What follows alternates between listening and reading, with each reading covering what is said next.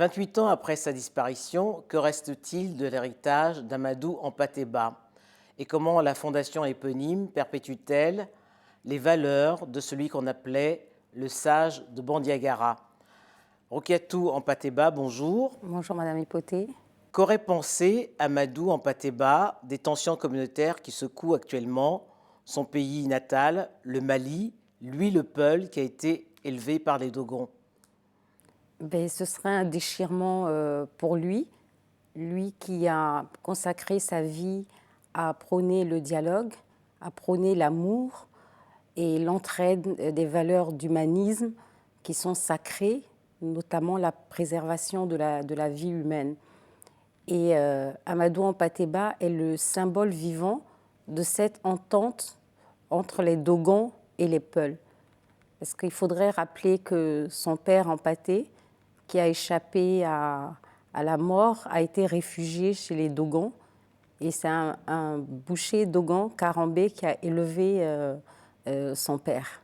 Et donc qu'aujourd'hui, des actes socialement et moralement répréhensibles se passent entre les Dogons et les Peuls est vraiment une injure pour sa mémoire.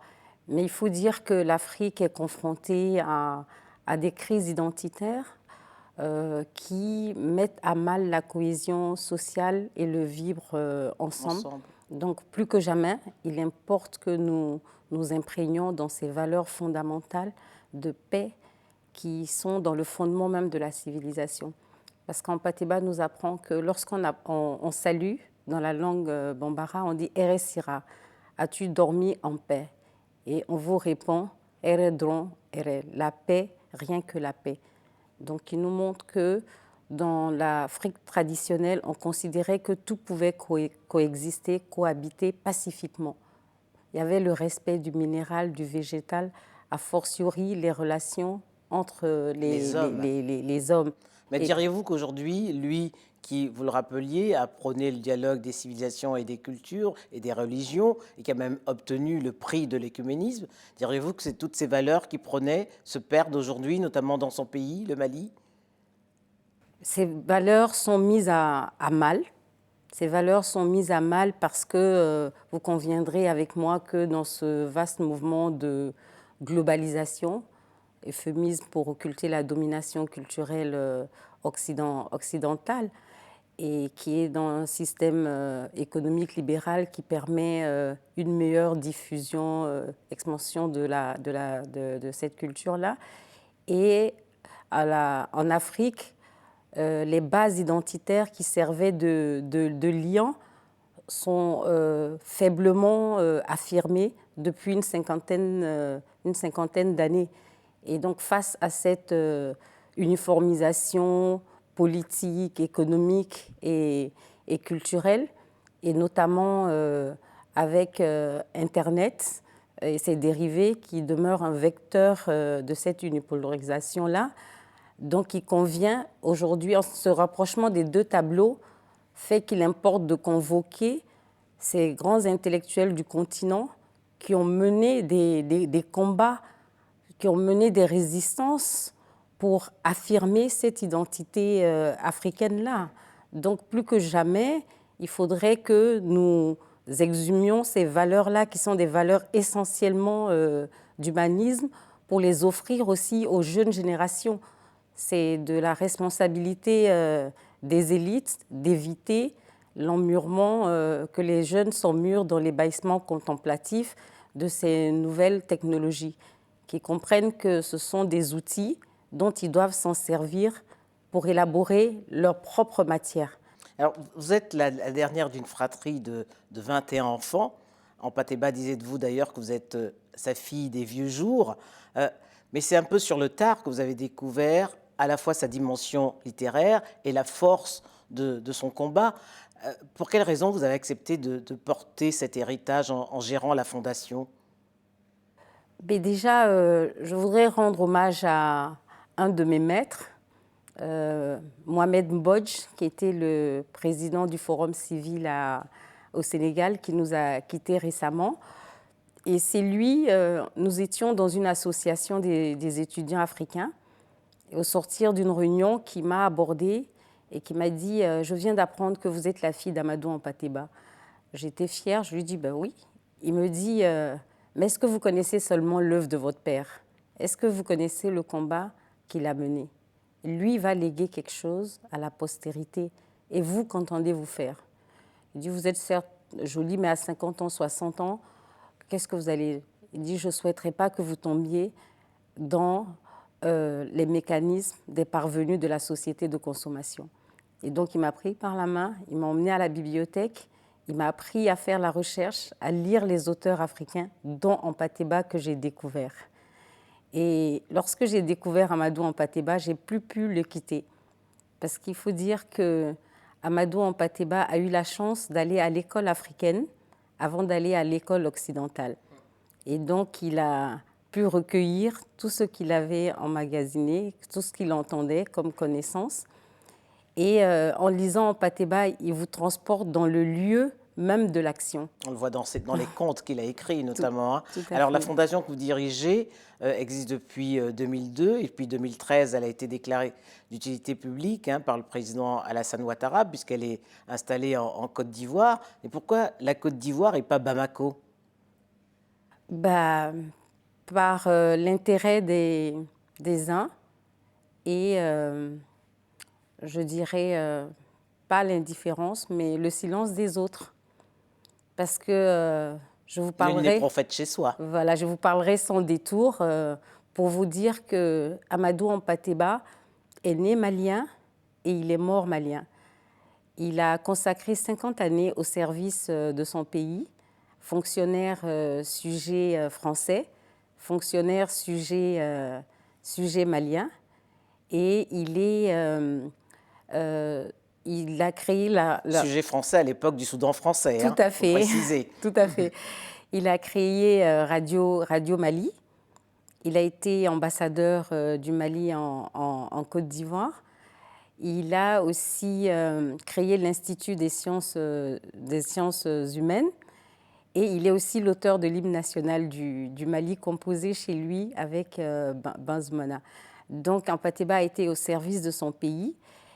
Et désireux qu'il était d'alphabétiser en langue locale, parce qu'il estimait que l'écriture, la problématique des langues est celle sur laquelle la Jeune Afrique s'est le moins penchée.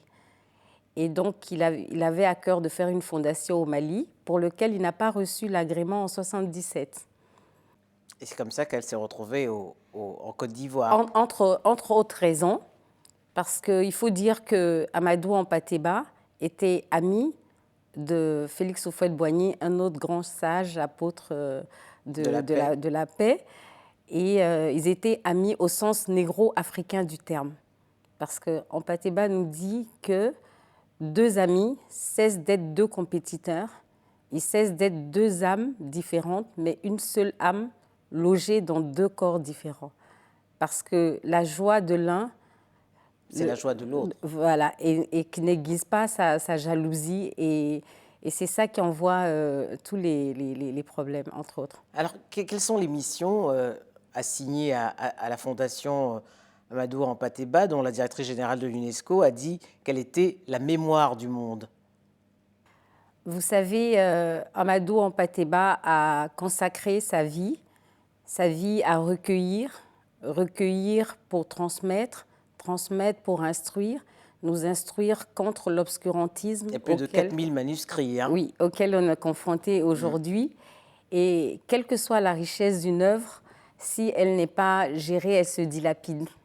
Et donc, la Fondation a été créée dans le souci majeur de préserver cet important héritage que Hampâté-Bâ lègue à sa postérité, à l'Afrique et au monde, mais pas seulement les documents physiques. Est-ce que la conservation des manuscrits est assurée? Non. Aujourd'hui, à l'ère du numérique?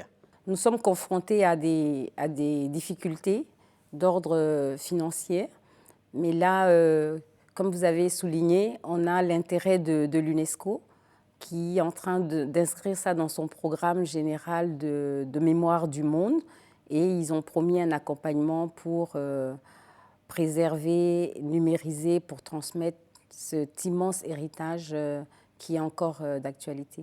Alors, certains contes d'Amadou Hampâté-Bâ sont inscrits au programme dans les lycées. Les jeunes se sont-ils appropriés son patrimoine? Est-ce que vous avez le sentiment que la jeunesse africaine s'est approprié le patrimoine légué par Amadou Hampâté-Bâ?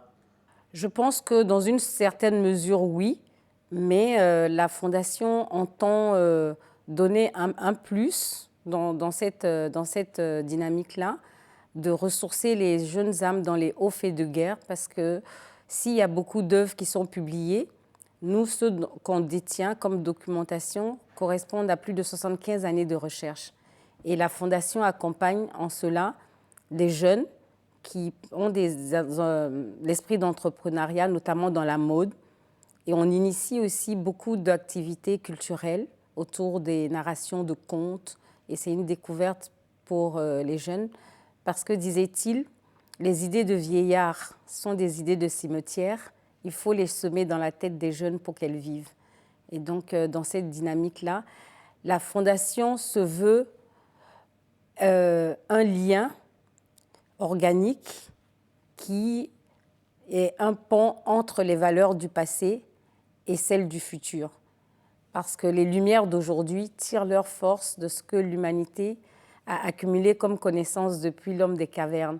Et Hampâté-Bâ nous montre que la tradition n'est pas l'antagonisme du modernisme, bien au contraire. Il disait qu'elle doit, elle doit elle-même élaguer les branches qui meurent, mais renoncer à son âme serait un suicide collectif. Et il mettait en garde la jeunesse, enfin, il les exhortait à s'affranchir de l'esclavage culturel qui est la plus détestable de toutes les colonisations. Parce qu'il disait, selon l'adage malien, un morceau de bois a beau séjourner dans l'eau, il ne deviendra jamais caïman. Tout comme la terre ferme ne fera jamais d'un morceau de bois un caïman.